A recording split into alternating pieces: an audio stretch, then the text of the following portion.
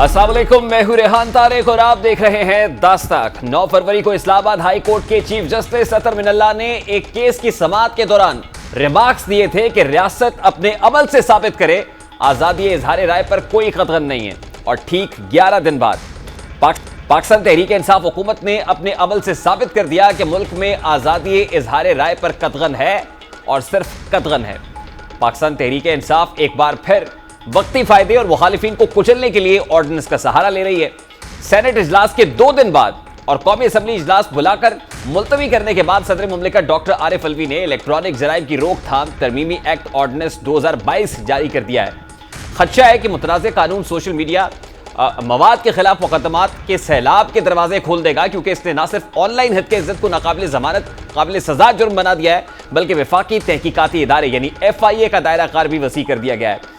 पाकिस्तान तहरीक इंसाफ ने 2016 में पाकिस्तान मुस्लिम लीग नून की जानिब से मंजूर किए गए पीका एक्ट को मजीद सख्त करते हुए आम शहरियों और सहाफियों की जबानों पर ताले लगा दिए हैं। इस हवाले से गुज़श्ता रोज वफाकी वज़ीर कानून फरूख नसीम ने गुफ्तगू करते हुए क्या कहा था वो आपके सामने रखता हूं।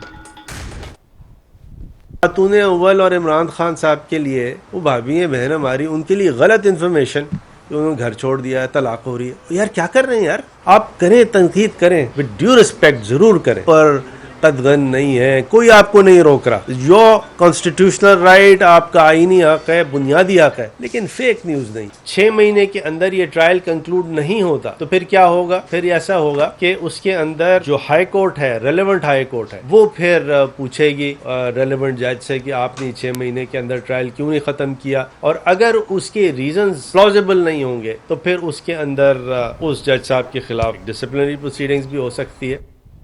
पाकिस्तान तहरीक इंसाफ अपने अमल से आजादी इजहार पर कतगन लगा रही है। हुकूमत फेक न्यूज को बुनियाद बनाकर एक्ट में तरमीम कर रही है, जबकि माजी में कई बार ऐसा हुआ कि सहाफियों ने जराए से खबरें चलाई जिन्होंने हुकूमत की जानिब से मुस्तरद किया गया, उन खबरों को मुस्तरद किया गया, लेकिन बादशा वही खबरें दुरुस्त साबित हुई। इसी तरह इसी एक्ट के तहत दर्जनों सहाफी पहले ही कई मुकदमात का सामना भी कर रहे हैं। फ्रीडम नेटवर्क की नई तहकीक के जरिए पता चला है कि 2019 से 2021 के दरमियान पीका या इलेक्ट्रॉनिक क्राइम्स एक्ट के तहत 2 दर्जन से ज्यादा पाकिस्तानी सहाफियों के खिलाफ मुकदमात दर्ज किए गए, जबकि 56% तादाद उन ऑनलाइन सहाफत करने वालों की है जिनके खिलाफ मुकदमात दर्ज किए गए थे। इन अफराद में से तकरीबन 70% को गिरफ्तार किया गया और पीका के तहत फर्द जुर्म आयद की गई, जबकि रिपोर्ट में कहा गया है कि गिरफ्तार होने वालों में से निस्फ को मुबैना तौर पर तहवील में तशद्दुद का निशाना भी बनाया गया। 23 सहाफियों और ऑनलाइन सहाफियों के खिलाफ होने वाले वाक़े की तज्ज़िये भी इस रिपोर्ट में मौजूद है। इन सहाफियों को या तो वफाकी तहकीकाती एजेंसी यानी FIA ने पीका के तहत नोटिस भेजे थे या फिर इसी कानून के तहत मुकदमात दर्ज किए गए थे। अब इस सारे मामले पर ऑपोजिशन भी अपने रिजर्वेशंस का इजहार कर रही है। ऑपोजिशन इस मामले पर क्या वो भी आपके सामने रखता है। इसी पीका लॉ के तहत इसी गाप के अंदर छुप छुपा के रात के अंधेरे में आपने उस फेक न्यूज को दोबारा इसके अंदर डाल दिया। फेक न्यूज का तायुन इमरान खान साहब करेंगे। फेक न्यूज का तायुन जो है वो हुकूमत वक्त करेगी कि फेक न्यूज क्या होता है। वो लोग जो खुद फाशिस्ट हैं, खुद ड्रकोनियन कवानीन का इंदराज करते हैं, उनको इन्वोक करते हैं, वो आज मीडिया के ऊपर ये हमला, आजादी राय के ऊपर ये हमला इस ड्रकोनियन अमेंडमेंट्स के जरिए खतरनाक चीज है। वो पीका के कानून में जो तरमीम की गई है वो है, उस कानून के जरिए जमाबंदी की कोशिश है। गलत खबर को बुनियाद बनाकर वो किसी को भी जेल में डाल सकते हैं और फिर वो काबिल जमानत जुर्म भी नहीं है। इस मुल्क की तारीख में अगर किसी सियासी जमात ने सबसे ज्यादा झूठ बोला है तो PTI ने बोला। अगर सबसे ज्यादा झूठी खबरें किसी सियासी जमात ने फैलाई है तो PTI ने फैलाई है। पीका का कानून बनाया जा रहा है, वो हैरेस करना चाह रहे हैं ओपोनेंट्स को, मीडिया को, सिविल सोसाइटी को और सोशल एक्टिविटिस्ट को, ताकि उनको किसी किस्म का उनके बारे में कोई बात ना की जाए। हम पीका का जो कानून है उसको हम चैलेंज करेंगे। आज इस्लामाबाद हाई कोर्ट में भी पीका एक्ट पर बहस हुई। सहाफी मोहसिन बेग के घर पर छापा मारने से मुताल्लिक केस में जस्टिस अतर मिनल्ला ने director FIA cyber crime wing से इस्तफसार किया कि FIA के पास कितनी शिकायत ज़ेरे इल्तवा हैं, जिस पर डायरेक्टर साइबर क्राइम विंग ने बताया कि पूरे पाकिस्तान में तकरीबन 14,000 शिकायत ज़ेरे इल्तवा हैं। Chief justice Islamabad high court ने पूछा कि क्या आपने तमाम शिकायत पर गिरफ्तारियां की हैं? पीका एक्ट की सेक्शन 21D पढ़ें। आप खुद को मजीद शर्मिंदा करना चाहते हैं, इसके क्या बानी है वो बता दें। आप इस सेक्शन का कहकर शिकायत को निंदा को भी शर्मिंदा कर रहे हैं। आप शर्मिंदा होने की बजाय मजीद दलाइल दे रहे हैं। जस्टिस अतर मिनल्ला ने इस्तफसार किया कि क्या इस मुल्क में मार्शल लॉ लगा हुआ है। Director FIA cyber crime wing ने कहा कि यह कानून पार्लियामान ने पास किया है, इसमें मेरा क्या कसूर है, जिस पर अदालत ने कहा कि आपको शो कॉज जारी करके अटॉर्नी जनरल को तलब कर रहे हैं। अटॉर्नी जनरल आकर आपका दिफा करने दें। Director cyber crime wing FIA ने कहा कि वो यहां आकर मेरा क्यों दिफा करेंगे, सारी अथॉरिटी में तो एक्सरसाइज नहीं करता हूं मैं तो सारी अथॉरिटी को एक्सरसाइज नहीं कर रहा। जिस पर चीफ जस्टिस अतर मिनल्ला ने कहा कि फिर आप लिख कर दें कि आपको किसने हिदायत दी। एडिशनल अटॉर्नी जनरल ने कहा कि किताब में क्या लिखा है वो सब जानते हैं। जिस पर जस्टिस अतर मिनल्ला ने कहा कि सब क्या जानते हैं, आप जानते होंगे। ये अदालत बार बार कहती रही है कि आप मोहतात रहें, मगर क्या मैसेज दिया जा रहा है कि इजहार राय की आज़ादी नहीं है, इख्तियार के गलत इस्तेमाल की इजाज़त नहीं देगी। जस्टिस अतर मिनल्ला ने कहा कि आम शिकायत होती तब भी गिरफ्तारी नहीं बनती थी, ये पब्लिक ऑफिस होल्डर की शिकायत है, आप क्या मैसेज दे रहे हैं। अदालत में जमा कराए गए SOPs की खिलाफ वर्जी की गई है। जस्टिस अतर मिनल्ला ने रिमार्क्स दिए कि यह धमकी है कि इजहार राय की कोई आज़ादी नहीं है, अदालत ये बर्दाश्त नहीं करेगी। एडिशनल अटॉर्नी जनरल ने कहा कि मेरी रीडिंग पर भी सेक्शन 21D नहीं बनता, जिस पर अदालत ने कहा कि FIA पब्लिक ऑफिस होल्डर के लिए मुसलसल इख्तियारात का गलत इस्तेमाल कर रही है, जिस पर तशवीश है। किसी जमहूरी मुल्क में किसी एजेंसी या रियासत का ऐसा किरदार काबिल बर्दाश्त नहीं है। दौरान समाअत अदालत ने FIA हुकाम से इस्तफसार किया कि आपने इस कोर्ट और सुप्रीम कोर्ट को क्या अंडरटेकिंग दी थी, क्या SOPs बनाए गए, आपको कहा था कि हद की इज्जत के मामले को आपने फौजदारी कानून में रखा हुआ है। जस्टिस अतर मिनल्ला ने रिमार्क्स दिए कि FIA को रॉक एजेंसी नहीं बनने देंगे, आपका काम लोगों की खिदमत करना है, हर केस में FIA अपने इख्तियारात से तजावुज कर रहा है। चीफ जस्टिस अतर मिनल्ला ने डायरेक्टर साइबर क्राइम विंग से इस्तफसार किया कि आपको कंप्लेंट कहां मिली थी। Director FIA cyber crime wing ने बताया कि वफाकी वजीर मुराद सईद ने 15 फरवरी को लाहौर में शिकायत दर्ज कराई, जिस पर अदालत ने सवाल पूछा कि क्या मुराद सईद वहां विजिट पर गए हुए थे। चीफ जस्टिस अतर मिनल्ला ने कहा कि आप पढ़कर बताएं कि किस जुमले से हद के इज्जत का पहलू निकलता है, जिस पर director cyber crime wing FIA ने मुराद सईद से मुताल्लिक मोहसिन बेग का जुमला पढ़कर सुनाया और कहा कि इस जुमले में किताब का हवाला है। जस्टिस अतर मिनल्ला ने इस्तफसार किया कि क्या किताब का सफा नंबर मोहसिन बेग ने प्रोग्राम में बताया है, जिस पर डायरेक्टर साइबर क्राइम विंग ने जवाब दिया कि नहीं, ये बात प्रोग्राम में नहीं की गई। चीफ जस्टिस अतर मिनल्ला ने कहा कि आपको तौहीन अदालत का शो कॉज जारी कर रहे हैं, जिस पर director FIA cyber crime wing ने कहा कि हम भी आपके बच्चे हैं, FIA एहलकार को मारा पीटा गया। जस्टिस अतर मिनल्ला ने जवाब में कहा कि ना आप मेरे बच्चे हैं और ना मैं आपका बाप हूं। चीफ जस्टिस अतर मिनल्ला ने इस्तफसार किया कि आपने शिकायत मिलने पर मोहसिन बेग को कोई नोटिस जारी किया, जिस पर डायरेक्टर साइबर क्राइम विंग ने बताया कि मोहसिन बेग को नोटिस जारी नहीं किया। जस्टिस अतर मिनल्ला ने कहा कि आपके कानून में है कि आप पहले इंक्वायरी करते हैं, आपने पहले इंक्वायरी करनी होती है, आपने कोई इंक्वायरी नहीं की क्योंकि शिकायत वजीर की थी, टॉक शो टेलीविजन पर हुआ था तो फिर मुतल्लिका सेक्शन का इतलाक नहीं होता। डायरेक्टर साइबर क्राइम विंग ने कहा कि जब वो टॉक शो फेसबुक, ट्विटर और सोशल मीडिया पर वायरल हुआ तो हमने कार्रवाई की, जिस पर अदालत ने पूछा कि आपने क्या इंक्वायरी की, क्या मुलजिम ने वो क्लिप सोशल मीडिया पर वायरल किया, इस प्रोग्राम में कितने लोग थे, सबने वही बात तो की, तो फिर बाकी तीनों को गिरफ्तार क्यों नहीं किया गया। Director cyber crime wing FIA ने जवाब कि बाकी लोगों ने वो बात नहीं की जो मोहसिन बेग ने की, जिस पर चीफ जस्टिस अतर मिनल्ला ने कहा कि आपको इस बात का यकीन है कि आपने वो क्लिप देखा है।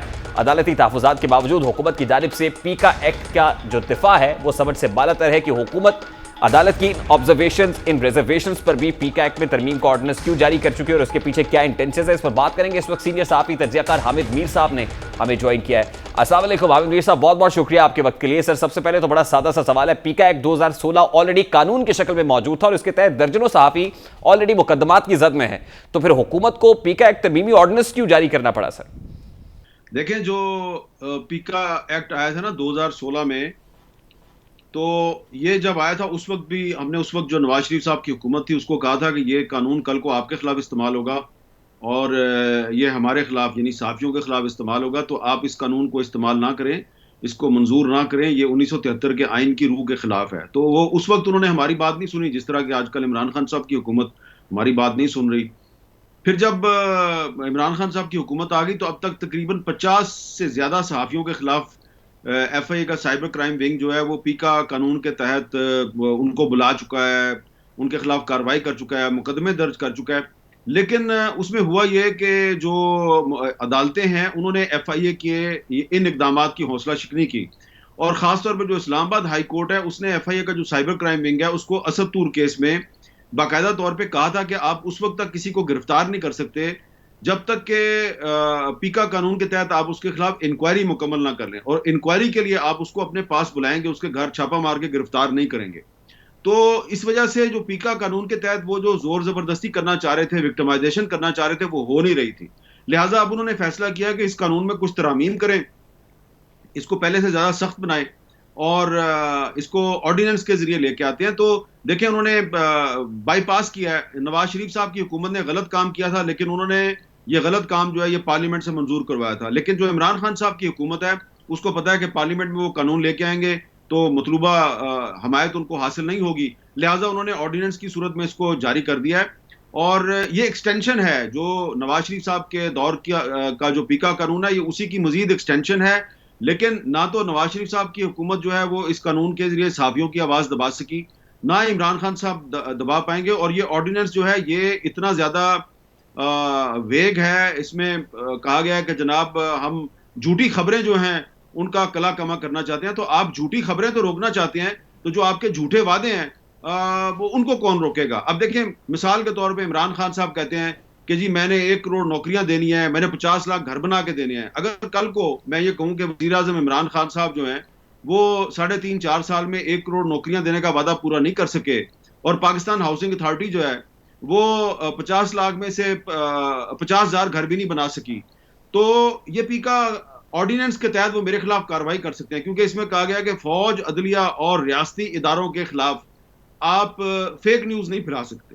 फेक न्यूज़ की आपने तारीफ नहीं की है, तो हुकूमत पे तनकीद जो है उसको फेक न्यूज़ के जुमरे में लाके वो आपके और मेरे खिलाफ कार्रवाई कर सकते हैं। मिसाल के तौर पे आपके चैनल पे अगर ये जो सेहत कार्ड है, ये बहुत से प्राइवेट हॉस्पिटल्स में इसको एक्सेप्ट नहीं किया जा रहा, और जो लोग सेहत कार्ड लेके जाते हैं कि जी हमारी ट्रीटमेंट करें, उनको वापस भेज देते हैं। तो अगर हम कहेंगे कि जनाब ये सेहत कार्ड जो है ये इनफेक्टिव है, इसको कबूल नहीं किया जा रहा प्राइवेट हॉस्पिटल्स में, तो हुकूमत कहेगी कि आप झूठ बोल रहे हैं, वो आपके खिलाफ कार्रवाई शुरू कर देंगे। तो ये तो फेक न्यूज़ के खिलाफ नहीं है ये ऑर्डिनेंस, ये हुकूमत पर तनकीद के खिलाफ। ये बड़ी इंपॉर्टेंट बात कर रहे हैं कि फेक न्यूज को तो डिफाइन ही नहीं किया गया इस ऑर्डिनेंस के तहत कि फेक न्यूज क्या होगा और फिर एम्बिट क्या होगा उस कार्रवाई का। आमिर साहब, इस्लामाबाद हाई कोर्ट ने आज भी मोहसिन बेग केस में बड़ी रिजर्वेशंस का इजहार किया है और डायरेक्टर एफआईए की सरजनिश की है कि आप ऑलरेडी हम जब ऑब्जर्वेशन दे चुके थे तो उस पर एफआईए की जानिब से ड्यू प्रोसेस ऑफ लॉ क्यों नहीं फॉलो किया गया। तो देखिए, मोहसिन बेग केस में तो एफआईए ने वो प्रोसेस ऑफ लॉ फॉलो नहीं किया, उस वक्त तो पीका एक्ट 2016 के तहत कार्रवाई की गई थी। यानी उसमें अगर हुकूमत इतनी इंटेंसिटी के साथ कार्रवाई कर सकती है, तो अब जब ये ऑर्डिनेंस लागू हो गया है तो अब कार्रवाई की इंटेंसिटी, उसकी शिद्दत, उसका मयार क्या होगा फिर? देखें, अभी भी जो हुकूमत है वो इस एफआईए का जो साइबर क्राइम विंग है उसको सहाफियों की आवाज दबाने के लिए एक टूल के तौर पे इस्तेमाल कर रही है। ये जो आज एफआईए के साइबर क्राइम विंग के जो सरबरा इस्लामाबाद हाई कोर्ट में पेश हुए थे, बाबर बख्त कुरैशी साहब, इनको कुछ अर्सा पहले कौमी असम्बली की स्टैंडिंग कमेटी फॉर इंफॉर्मेशन के इजलास में बुलाया गया, और वहां पर हुकूमत और अपोजिशन के जो अरकान कौमी असम्बली थे उन्होंने कहा कि जो एफआईए का साइबर क्राइम विंग है ये ना सिर्फ ये कि सही तरीके से काम नहीं कर रहा, बल्कि ये हमें थ्रेट करता है, क्योंकि कुछ जो कौमी असम्बली के मोअज़्ज़ज़ अरकान है उनको भी इनकी तरफ से मैसेजेस आए थे कि जी आपने फलां का मैसेज फॉरवर्ड किया है तो आपके खिलाफ कार्रवाई हो सकती है। तो ये वहां पर भी कोई सही जवाब नहीं दे सके। उससे पहले आपको याद होगा कि ये साइबर क्राइम विंग जो है कि कई सहाफियों को इसने बगैर किसी इंक्वायरी के गिरफ्तार कर लिया था। तो ये जो साइबर क्राइम विंग है, अब इसने मोहसिन बेग को गिरफ्तार किया है, लेकिन मोहसिन बेग को गिरफ्तार करने के बाद जो पहले जो एक एंटी टेररिस्ट कोर्ट है उसने कहा कि पुलिस का तरीकाकार गलत था, मोहसिन बेग को गलत तरीके से गिरफ्तार किया गया। आज इस्लामाबाद हाई कोर्ट ने कह दिया कि भाई आपने इंक्वायरी के बगैर कैसे गिरफ्तार कर लिया। तो ये एक्चुअली जो साइबर क्राइम विंग है एफआईए का, इसको हुकूमत की कुछ शख्सियात जो है वो प्रेशराइज करके इस्तेमाल कर रही हैं। इस पे एफआईए के डीजी का कंट्रोल नहीं है इस साइबर क्राइम विंग पर। और अब ये जो बात मैं आपसे कर रहा हूं, इसके बहुत से मैं आपको हवाले दे सकता हूं, सबूत दे सकता हूं कि पूरी टाइमलाइन जो है कि साइबर क्राइम विंग जो है उसने पिछले 3 साल में किस किस सहाफी के खिलाफ क्या क्या कार्रवाई की, उस सहाफी को कोर्ट से कैसे रिलीफ मिली, एफआईए का मौक़िफ़ कैसे गलत साबित हुआ, और एफआईए ने अक्सर सहाफियों को बगैर इंक्वायरी के गिरफ्तार किया और फिर कोर्ट के जरिए वो सहाफी जो है वो रहा हुए। तो अब क्योंकि ये पीका का जो कानून है ये हुकूमत इसको सहाफियों की आवाज़ दबाने में सही तरीके से इस्तेमाल नहीं कर पा रही थी, तो एक तरमीमी ऑर्डिनेंस आ गया। मोहसिन बेग साहब जो है उनके खिलाफ अब साइबर क्राइम विंग जो है वो इतना एक्टिव नहीं है, और ये पीका एक्ट जो है वो उसके तहत कार्रवाई नहीं हो रही, ना ही ऑर्डिनेंस नया जो आया उसके तहत कार्रवाई हो रही है। अब उनके खिलाफ मनी लॉन्ड्रिंग के केसेस बनाए जा रहे हैं, 30-30 साल पुराने केस उठाए जा रहे हैं कि जी इन्होंने जालसाजी की है। तो इसका मतलब ये है कि हुकूमत ने फैसला कर लिया हुआ है कि उन्होंने मोहसिन बेग को हर सूरत में किसी ना किसी तरीके से जेल के अंदर रखना है।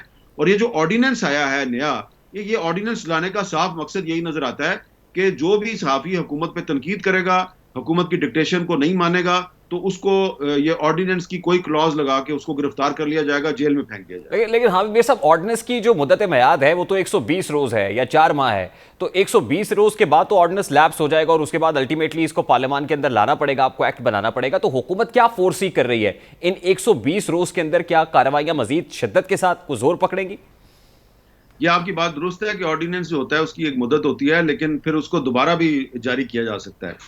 और हो सकता है कि हुकूमत जो है उसने ये ऑर्डिनेंस जो है ये सिर्फ 2-3 महीने के लिए लेके आई है, क्योंकि ये अगले 2-3 महीने शायद इमरान खान साहब के ख्याल में उनके लिए बड़े अहम हैं। और इन 2-3 महीनों में उन्होंने इस ऑर्डिनेंस के जरिए कुछ टीवी चैनल्स को, कुछ अखबारात को लगाम देनी है, कुछ सहाफ़ियों को सबक सिखाना है। तो हो सकता है कि वो ये ऑर्डिनेंस शॉर्ट टर्म मुद्दत के लिए लेके आए हैं, लेकिन अगर उनकी हुकूमत कायम रहती है और वो मतलूबा मकासद हासिल नहीं करते तो वो इस ऑर्डिनेंस को दोबारा भी जारी करवा सकते हैं। तो हामिद साहब, आज अदालत ने भी ऑब्जर्वेशंस दी कि क्या एफआईए पब्लिक ऑफिस होल्डर्स के इंटरेस्ट को प्रोटेक्ट करता है, ये इस्तफसार किया जस्टिस सतर मिनल्ला ने। और इसमें भी यही सूरत हाल दिखाई दे रही है कि 22 करोड़ आवाम को तो शायद इस एक्ट का ऑर्डिनेंस का फायदा नहीं होगा, लेकिन पब्लिक ऑफिस होल्डर्स या बासर अफराद इससे जरूर फायदा उठाएंगे।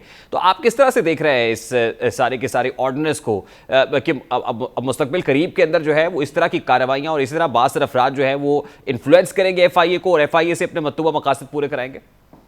देखिए, मैं आपको एक अपनी जाती मिसाल देता हूँ। मैंने पिछले 1.5-2 साल में एफआईए का जो साइबर क्राइम विंग है उसको बहुत से केसेस रिपोर्ट किए हैं, तकरीबन 10 से ज़्यादा मैंने केसेस रिपोर्ट किए हैं। और एक केस ऐसा था कि जिसमें पंजाब के एक सूबाई वजीर जो हैं उन्होंने मेरे वालिद मरहूम के खिलाफ एक प्रेस कॉन्फ्रेंस में झूठे इल्ज़ाम लगाए। उन्होंने इल्ज़ाम ये लगाया जी कि वारिस मीर साहब जो हैं वो बांग्लादेश गए और हसीना वाजिद से अवार्ड वसूल किया और पाकिस्तान के साथ गद्दारी की।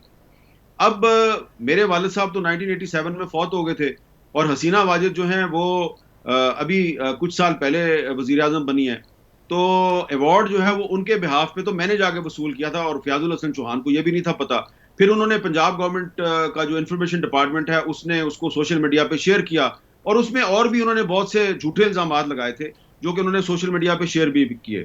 तो मैंने एफआईए के साइबर क्राइम विंग को तमाम सबूत दिए और मैंने कहा जी मेरे वालिद साहब तो 1987 में फौत हो गए थे और फयाजुल हसन चौहान 2021 में प्रेस कॉन्फ्रेंस करके उन पर झूठे इल्ज़ाम लगा रहा है। तो ये साइबर क्राइम का जो कानून है उसके फलां शिक की उन्होंने खिलाफ वर्जी की है, इनके खिलाफ कार्रवाई करें।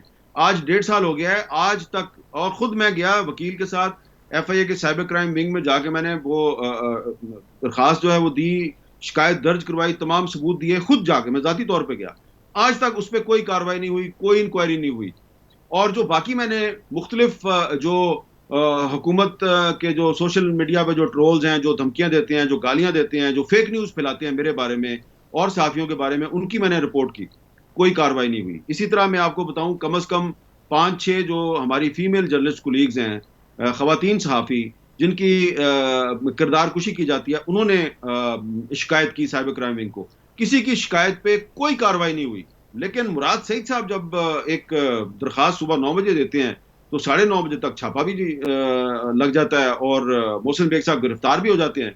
तो इसीलिए जो इस्लामाबाद हाई कोर्ट के चीफ जस्टिस की ऑब्जर्वेशन है वो बिल्कुल मैं उसको दुरुस्त समझता हूं कि ये जो साइबर क्राइम विंग है और जो पीका का जो कानून है उसके तहत सिर्फ जो अशराफिया है, जो अरबाब इख्तियार हैं, हुकूमत के लोग हैं, उनके पॉलिटिकल इंटरेस्ट को वॉच किया जा रहा है, आम आदमी के इंटरेस्ट को बिल्कुल वॉच नहीं किया जा रहा। अच्छा हामिद साहब, आइडियली तो दो नहीं एक पाकिस्तान का नारा था, लेकिन प्रैक्टिकली तो 2 पाकिस्तानी दिखाई दे रहे हैं एमिड दिस ऑर्डिनेंस प्रैक्टिकली। तो अभी ये फरमाइएगा कि माजी में भी इस तरह के जब जिस वक्त पीका एक्ट 2016 नाफिज हुआ या फिर आमरीत के अदवार की मिसालें दी जाती हैं, तो फिर क्या देखते हैं कि क्या इस तरह के कवानीन बैकफायर करते हैं और अल्टीमेटली नुकसान हुकूमत वक्त को ही होता है या हुकूमत फ़ायदा उठाती है? फिर ये आपने एक बहुत अच्छा सवाल किया है और इसके जवाब में मैं आपको सिर्फ यही कहूँगा कि जब 2016 में मुस्लिम लीग नून की हुकूमत ये पीका एक्ट लेके आ रही थी, ये 2015 में जब पेश हुआ था तो उस वक्त इमरान खान साहब जो हैं उन्होंने मेरे से पूछा था कि आपकी इसके बारे में क्या राय है। मैंने कहा जी this is a draconian law, this is a fascist law. 2015 में उन्होंने इसके खिलाफ बयान भी दिया था और कहा था कि ये मुस्लिम लीग नून फाशिस्ट टेंडेंसीज की तरफ जा रही है। फिर जब 2016 में ये कानून पास अभी नहीं हुआ था, तो हम उस वक्त की जो IT मिनिस्टर थी अनोशिया रहमान साहबा, उनके पास डेलीगेशंस की सूरत में जा रहे थे। हम उनको समझाने की कोशिश कर रहे थे कि कल को ये कानून आपके खिलाफ इस्तेमाल होगा, हमारे खिलाफ इस्तेमाल होगा। उन्होंने कहा नहीं, ये आपके खिलाफ इस्तेमाल नहीं होगा। हमारी एक कुलीग हैं मीडिया मैटर्स फॉर डेमोक्रेसी की सदफ खान साहबा, उन्होंने जब वो काफ़ी एक्सपर्ट हैं ये जो पीका कानून और ये जो साइबर क्राइम्स के हवाले से उन्होंने बड़ी रिसर्च की हुई है। उन्होंने जब उनको समझाया अनोशिया रहमान साहबा को कि देखें, ये आप इस बात को समझ नहीं रही हैं, ये कल को आपके खिलाफ इस्तेमाल होगा, तो उन्होंने कहा मुझे पता है आप फॉरेन एजेंडे पे काम कर रही हैं, आपको तो बाहर से डॉलर मिलते हैं। और फिर जब उनकी हुकूमत खत्म हुई, अब देखें आप अनोशिया रहमान आपको कहीं नजर आती हैं, कहीं पर वो आपको नजर आती हैं।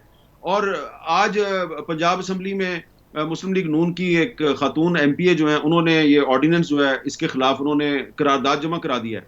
भाई पहले जो आपने जो 2016 में ये जो एक ड्रैकोनियन लॉ पार्लियामेंट से पास करवाया था, पहले उसकी तो मजम्मत करें, अपनी गलती का इतराफ तो करें। तो ये एक्सटेंशन है। देखें जब हमने उस वक्त उनको कहा कि ये आपके खिलाफ इस्तेमाल होगा, उन्होंने हमारी बात नहीं समझी, और फिर ये कानून उनके खिलाफ भी इस्तेमाल हो रहा है, हमारे खिलाफ भी इस्तेमाल हो रहा है। आज मुझे मुस्लिम लीग नून के MNA हजरात कहते हैं, उनके जो मिनिस्टर थे पहले उस हुकूमत में, कहते हैं यार हामिद मीर साहब आप सही कहते थे। वो मेरे सामने एतराफ करने से कोई फायदा नहीं है। आप कौम के सामने एतराफ करें, गलती का एतराफ करें और माने कि आपसे गलती हुई थी और अब आपकी गलतियों का फायदा इमरान खान उठा रहे हैं। और आज मैं इमरान खान साहब को और उनके मिनिस्टर्स को भी वार्न करता हूं कि जिस तरह नून लीग की हुकूमत ने हमारी बात नहीं सुनी, आज आपकी PTI की हुकूमत भी हमारी बात नहीं सुन रही। कल को ये कानून आपके खिलाफ भी इस्तेमाल होगा, और कौन करेगा? जो भी नई हुकूमत में आएगा वो कल आपके खिलाफ भी ये कानून इस्तेमाल करेगा, क्योंकि आपने हमेशा के लिए तो हुकूमत में नहीं रहना, हमेशा के लिए तो कोई भी हुकूमत में नहीं रहता।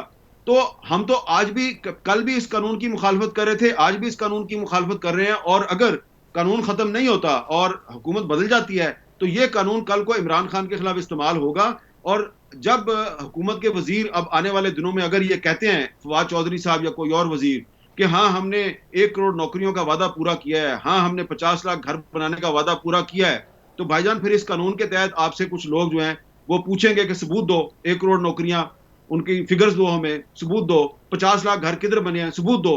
आप पर भी फेक न्यूज फैलाने का इल्जाम लगेगा। तो आप झूठी खबरें तो रोकना चाहते हैं, लेकिन अपने झूठे वादे जो हैं उनको रिपीट करना बंद नहीं करना चाहते आप। तो मेरा ख्याल है कि झूठी खबरें भी बंद होनी चाहिए और कौम के साथ झूठे वादे भी बंद होने चाहिए। बहुत बहुत शुक्रिया। सीनियर सहाफ़ी तजज़ियाकार हामिद मीर साहब हमारे साथ मौजूद थे। अभी एक ब्रेक लेंगे और ब्रेक के बाद जब वापस आएंगे, मौलाना फजलुर रहमान और आसिफ अली जरदारी की मुलाकात हो रही है। तहरीक अदम एतमाद का मामला कहाँ तक पहुंचा और फिर घबराना नहीं है का मशवरा कौन दे रहा है, इस बात होगी इस ब्रेक के बाद।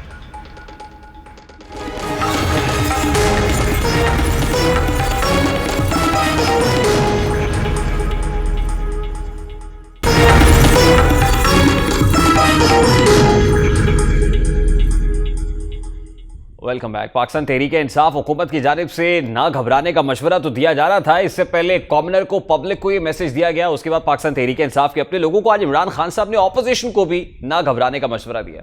उन्होंने कहा था कि सबसे ज्यादा सेंटेंस मैं कौन सा यूज करता हूं, वो है घबराना नहीं।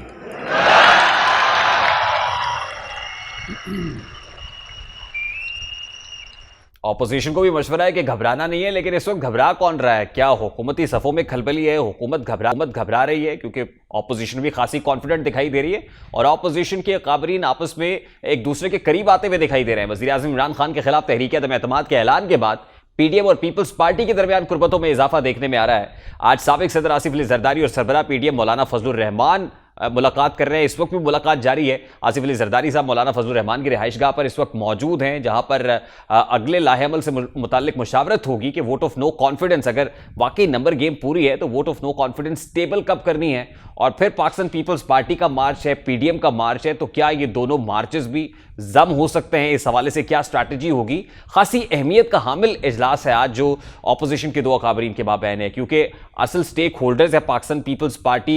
आसिफ अली जरदारी साहब बड़े जीरक सियासतदान है, मौलाना फजलुर रहमान साहब जो है यकीनन खासी अहमियत की हामिल मुलाकात है। और इस पर क्या हुकूमती सफ़ों के अंदर कोई खलबली है? क्या हुकूमत इस पर क्या सोच रही है? इस वक्त पाकिस्तान तहरीक इंसाफ के रहनुमा अमजद अली खान न्याजी साहब हमारे साथ मौजूद हैं। अस्सलाम वालेकुम न्याजी साहब, बहुत बहुत शुक्रिया आपके वक्त के लिए। सर, सबसे पहले तो ये फरमाइएगा, इमरान खान साहब ने ने आज ऑपोजिशन को ना घबराने का मशवरा दे रही है, लेकिन ऑपोजिशन तो खासी कॉन्फिडेंट है। ऑपोजिशन तो ऑलरेडी कह रही है कि हुकूमत के घबराने का वक्त हुआ चाहता है।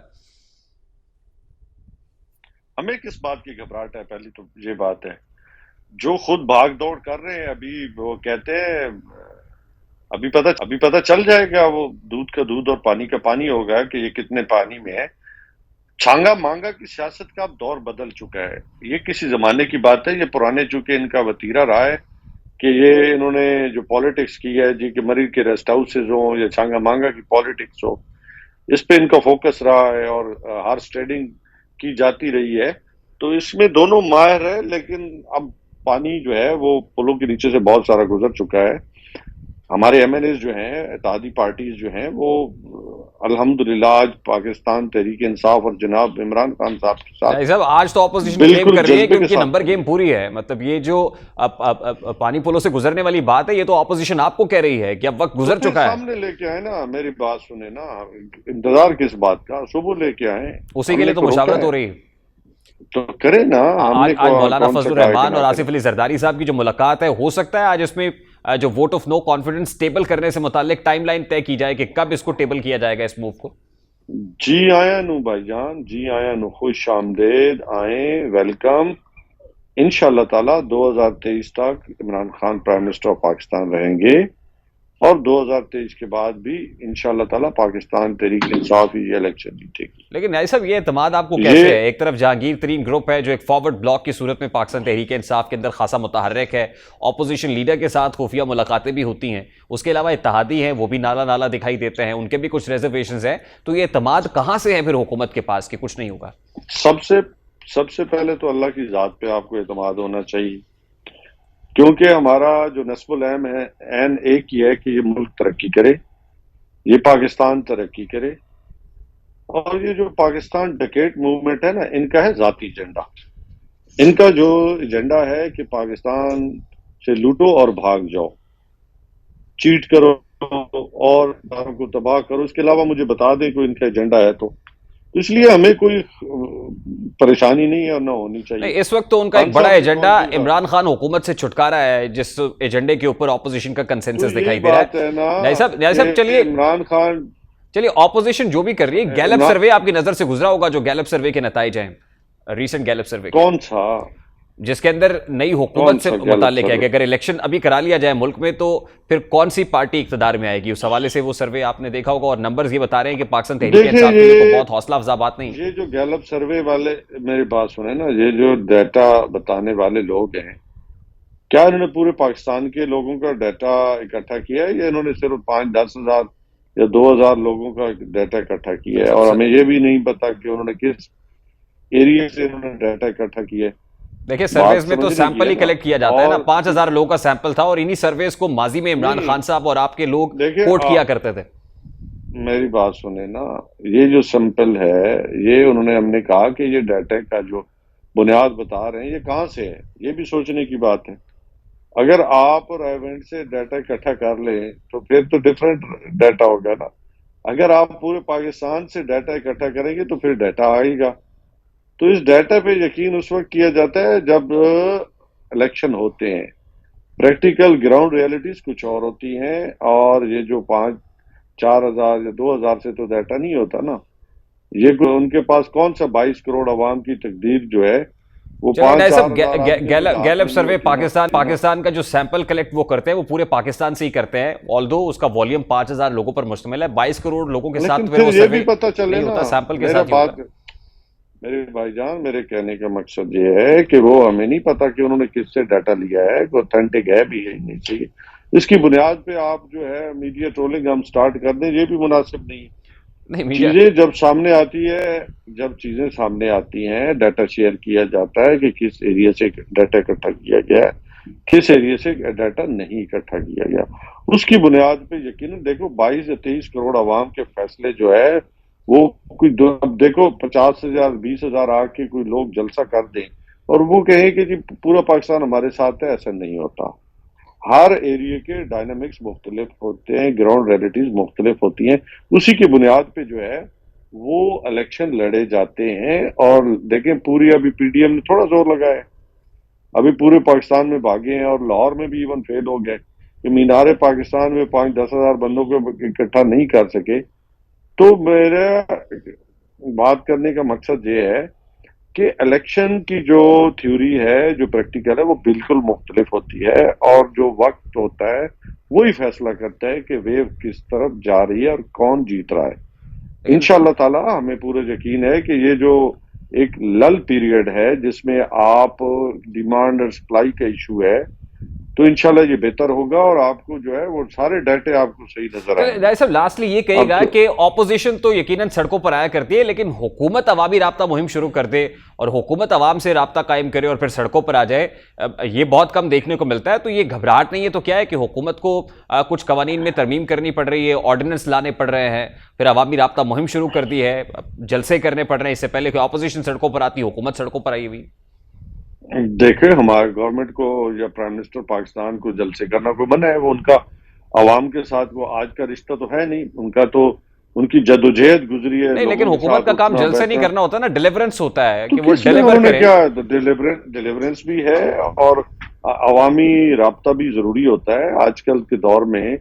मैं खुद जो है वो पिछले 6 माह में मैं कोई 130 जलसे कर चुका हूँ, तो आप ये कहना कि मैं क्यों करूं या मेरी अपोजिशन क्यों, ये तो आप देखें, आप किस जमाने हो तो होता था कि जी 2-3 आखिरी माह में 1-1.5 माह में लोग आते थे, अपने हलकों में वापस आते थे और इलेक्शन लड़ा करते। अब दौर बदल, आपको हर वक्त अब अवाम के सामने, अवाम के साथ आपको रहना पड़ता है और रहना भी चाहिए। आपकी उनकी खुशी है, उनकी गमी है, उनकी डेवलपमेंट है, आपको गुड गवर्नेंस है, ये सारी चीजें लेके चलनी पड़ती है। एजुकेशन है, हेल्थ है, रोड सेक्टर है, अब बहुत सारी रोजगार के मसाइल हैं। तो ये आप गवर्नमेंट की जो पहली तरजीह है और उस पर इंशाल्लाह पूरा फोकस है गवर्नमेंट का।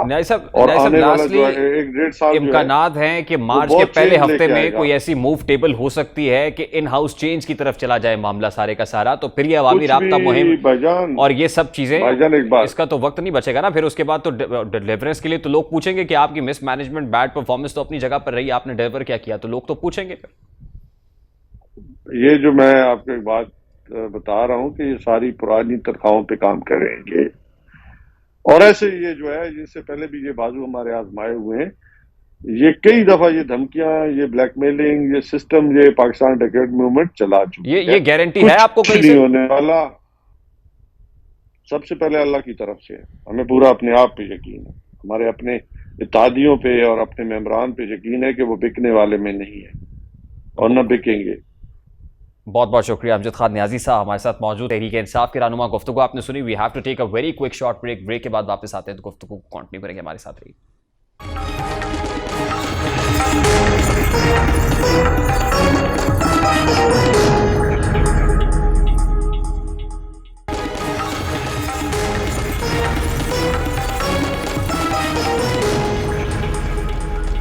Welcome back. तनाज़ात में घिरी मसाइल से दो चार दुनिया को एक जगह पर जमा करने वाले बीजिंग ओलंपिक्स इख्तिताम पजीर हो गए हैं। कोरोना और रूस यूक्रेन तनाज़े के दौरान जब कई ममालिक एक दूसरे से हाथ मिलाने से कासिर थे, बीजिंग ओलंपिक्स ने ममालिक को गले मिलने का मौका फराहम किया। जब पूरी दुनिया तकसीम की जाने पड़ रही थी, ओलंपिक्स ने ममालिक को करीब आने का मौका फराहम किया। इफ्तिताई तकरीब में रूसी सदर की शिरकत ने इस इवेंट को कुछ सियासी सा बना दिया था। बीजिंग ओलंपिक्स की शमा तो गुल हो गई है, मगर ये इवेंट कोरोना की सख्त पाबंदियों, रूसी खिलाड़ियों के डोपिंग टेस्ट मस्बत आने के अलावा मरकजी तकरीब में अहम सरबराहान ममलिकत की अदम शिरकत के हवाले से याद रहेगा। कई ममालिक और खिलाड़ी तमगे लेकर अपने अपने ममालिक को रवाना हो चुके हैं, जबकि हारने वाले खिलाड़ी कोरोना SOPs के दौरान सख्त आइसोलेशन पॉलिसी, बेहतर खुराक की अदम दस्तियाबी, इंटरनेट की फराहमी में तातुल और अमले और खिलाड़ियों को राब्ते में मुश्किल को अपनी शिकस्त की वजह करार दे रहे हैं। बीजिंग ओलंपिक्स इख्तिताम पजीर हो गए, मगर रूस और यूक्रेन का तनाज़ा जू का तू है। दुनिया में हर साहिब फिक्र यूक्रेन की सूरत हाल पर तशवीश में मुब्तला है और दिखाई ये दे रहा है, बज़ाहिर तो ये लग रहा है कि जैसे रूस और यूक्रेन आमने सामने होंगे। जो रूसी फौजें हैं वो किसी भी वक्त यूक्रेन पर धावा बोलेंगी। ये फिक्र सता रही है कि आया इस मामले पर रूस और अमेरिका के दरमियान कहीं जंग तो नहीं छिड़ेगी और क्या आलमी ताकतें एक दूसरे के सामने तो नहीं आ जाएंगी। जंग के असरात क्या होंगे, इसके इम्प्लिकेशंस क्या होंगे और क्या ये मुमकिन है कि सफारत ये जंग के बादल जो मंडला रहे हैं उनको किसी तरह से रोका जा सके, वो बादल छट सकें। बारकैफ ये जवाबात तो आने वाला वक्त ही दे सकता है और आने वाले वक्त पर मुनहसर है कि आइंदा आने वाले दिनों में इंटरनेशनल पॉलिटिक्स क्या रुख इख्तियार करती है। प्रोग्राम का वक्त अपने इख्तिताम को पहुंचा। आपसे मुलाकात होगी इंशाल्लाह कल। अब तक रखिए ख्याल। अल्लाह हाफ़िज़।